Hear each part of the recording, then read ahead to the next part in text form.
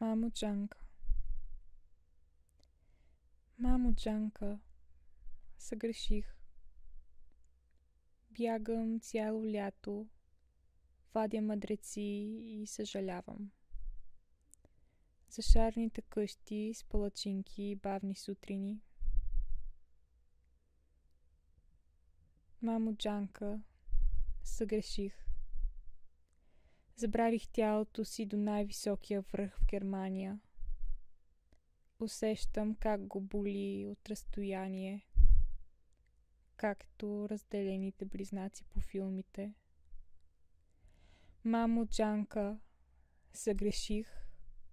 Оставих листовете бели, очите непомнещи и стаята несобствена.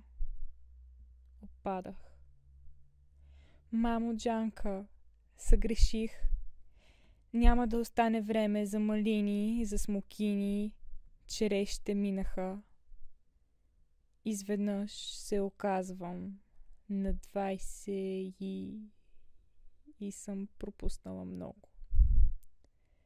Върни ме тогава, когато една разходка, по която и да е улица, значеше всички джанки от всички дървета.